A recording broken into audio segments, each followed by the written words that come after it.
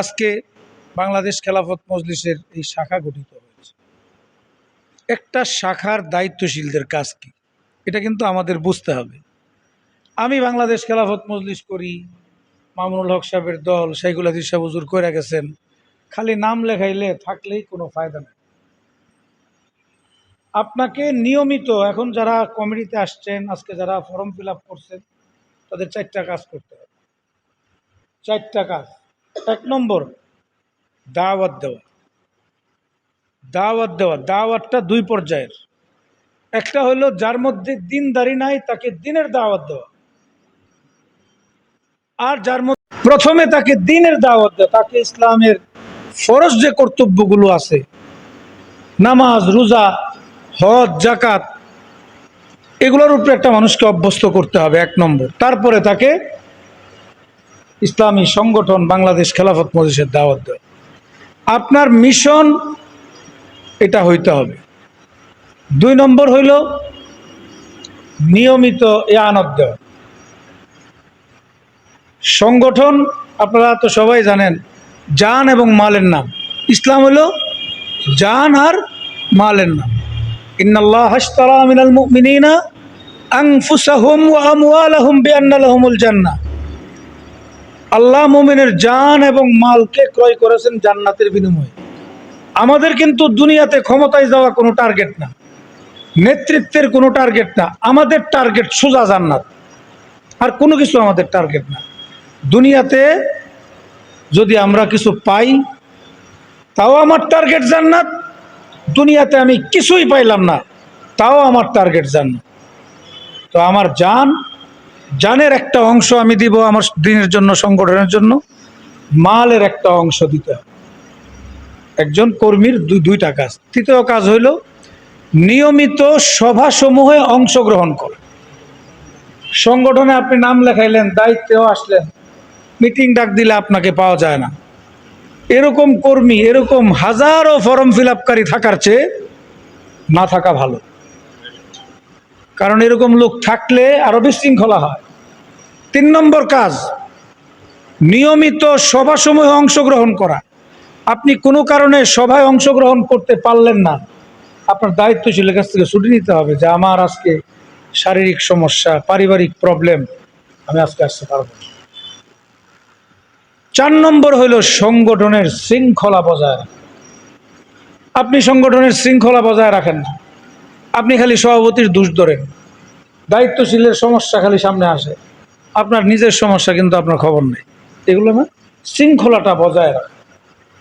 আপনার দায়িত্বশীল যে আদেশ করবে, যে মিটিংয়ে যে সিদ্ধান্ত আপনার ব্যাপারে হবে, যে কাজের দায়িত্ব দেওয়া হবে, এটা 100% আদায় করা, এটা হলো শৃঙ্খলা। আরো অনেক শৃঙ্খলা আছে। এই 4টা কাজ আমাদের এখন করতে হবে।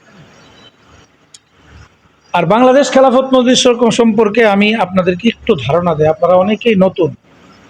বাংলাদেশ খেলাফত মজলিস এটা পুরা ক্যাডার ভিত্তিক সংগঠন না, আবার একেবারে গতানুগতিক কোনো সংগঠন না। আমরা এটাকে বলি সেমি ক্যাডার। আপনাকে নিয়মিত কাজ করে, যেমন আমাদের সংগঠনের প্রথম স্তরের নাম হইল সদস্য। প্রথম স্তরের নাম, আপনারা যারা আজকে পূরণ করছেন সদস্য ফরম, সবাই সদস্য। এখন আপনি যদি এই 4টা কাজ নিয়মিত করেন, জেলা দায়িত্বশীল আপনার ব্যাপারে কেন্দ্রে রিপোর্ট দিবে যে হোসেনপুরের 3 জন লোক আছে, তারা নিয়মিত কাজ করে, তাদেরকে এখন 2য় স্তরে পদোন্নতি দেওয়া হোক। 2য় স্তরের নাম হলো কর্মী। এই কর্মীর কাজের পরে আপনার একটা সিলেবাস থাকবে, আপনার কিছু নিয়মিত কাজ থাকবে, আপনার কিছু পরীক্ষা হবে, কিছু প্রশিক্ষণ হবে, কিছু তরবিয়তি মজলিস হবে, এরপরে আপনি হবেন নকিব। তো সংগঠন মানে অন্য 10টা সংগঠনের চেয়ে একটু ব্যতিক্রম, আপনাকে কাজ করতে হবে। কাজ না করলে দেখবেন আপনি একটা সময় এই সংগঠন থেকে অফ হয়ে গেছে, আপনি নিজেই অফ হয়ে যাবেন। এটা হইল আমাদের কথা। আমাদের এই সংগঠন, এখানে যারা আমরা কাজ করব, দ্বীনি সংগঠন, আপনারা আমার চেয়ে অনেক ভালো জানেন, দ্বীনি সংগঠনের ভিত্তি হলো ইখলাস। ওমা উমিরু ইল্লা লিয়াবুদুল্লাহ মুখলিসিনা লাহুদ্দিন। যাই করব আমি ইখলাসের সাথে করব। এখানে আমি সভাপতি না সেক্রেটারি আমি কিছুই থাকলাম না, কিন্তু আমি আমার দ্বীন এবং সংগঠনের কাজকে ইখলাসের সাথে করব। আমি কোনো জায়গায় পদ পেলাম, কোনো জায়গায় চেয়ার পেলাম না, আমার কোনো বক্তব্য কেউ গ্রহণ করলো কিংবা না করলো, আমি কিন্তু আছি। এটা হলো ইখলাস। পছন্দ অপছন্দ নিজের কথা না, এটা মানতে হবে। 2 নম্বর হইল এই যে সংগঠনটা, আসলে আমরা অনেক সময় মনে করি যে সংগঠনের পদ, এটা পদ না, এটা দায়িত্ব। কুল্লুকুম মাসউলুন, কুল্লুকুম মাসউলুন, কুল্লুকুম রাঈন ওয়া কুল্লুকুম মাসউলুন আন রাঈয়াতিহি। আমাদের প্রত্যেকেই কিন্তু আপনার দায়িত্বশীল আমরা, আর দায়িত্বের জন্য আল্লাহর কাছে জবাব দিব। খেলাফত মজলিসের দায়িত্ব নিচ্ছেন, এটা পদ না, এটা দায়িত্ব। এই দায়িত্বের জন্য আমি যেমন আমার ভাইদের কাছে জবাব দিব, তার চেয়ে বড় জবাব হলো আমি আল্লাহর কাছে দিতে হবে। এই কিছু কথা এগুলো আমরা বলতেছি। 1 নম্বর হলো এটার মুখাতাব আমি নিজেও, আমার মধ্যে যেন এই গুণগুলো আসে, আমার মধ্যে যেন জবাবদিহিতার মানসিকতা আসে। যা করব মিলেমিশে করব, কাউকে পছন্দ না হইলেও উনি আমার জিম্মাদার। আবার আমার অনুসারী, আমার অধস্তন কেউ, তারাও আমার পছন্দ হয় না, তাকেও আমার মর্যাদা দিয়ে এই কাজ করতে হবে। আনজিলুন নাসা মানাজিলাহুম, প্রত্যেককে যার যার মর্যাদা দেওয়া, এটা ইসলামের সৌন্দর্য, ইসলামের আদর্শ। আমরা এইভাবে কাজ করব।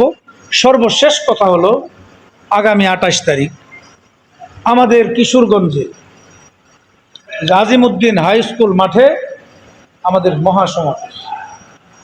এই সমাবেশের মধ্য দিয়া গোটা কিশোরগঞ্জে একটা প্রভাব ফেলতে হবে যে এখন বাংলাদেশের মানুষের ভাগ্য পরিবর্তনের রাস্তা কোনো তন্ত্রমন্ত্রের মধ্যে নাই। এদেশের মানুষের ভাগ্য পরিবর্তন একমাত্র খেলাফত রাষ্ট্র ব্যবস্থাই করতে পারে।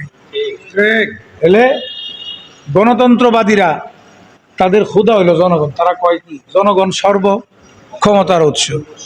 তারা হলো যেখানে মানুষ বেশি দেখে ওটারে ভয় পায়। আমাদেরকে সেখানে বেশি মানুষ দেখাইতে হবে যে এই তোমরা যারা মানব রচিত সংবিধান দিয়া 52 বছর শোষণ করছো, আর না আর না, এবার আল্লাহর বিধান এই দেশে কায়েম হবে, মানুষের মধ্যে ন্যায় ইনসাফ আদল প্রতিষ্ঠা হবে। সুতরাং খেলাফত মজলিসে যোগ দাও। এই যে মেসেজটা যাওয়ার জন্য বড় ধরনের একটা আয়োজন বাংলাদেশ খেলাফত মজলিস করছে। হোসেনপুর হইল কিশোরগঞ্জের সবচেয়ে একদম কাছের উপজেলা। আমাদের বৈরব কিন্তু 50-60 কিলোমিটার দূরে, তারাইলের মানুষও 30-35 কিলোমিটার দূরে। আপনার কি হোসেনপুর থেকে কিশোরগঞ্জ সদর হইতে লাগে 15 থেকে 20 মিনিট, 13 কিলোমিটার। যাই হোক, অল্প সময়। আপনাদের সবচেয়ে বেশি লোক নিয়ে যেতে হবে। আর এই যে আহ্বায়ক কমিটি হয়েছে, আমরা যতটুকু জানি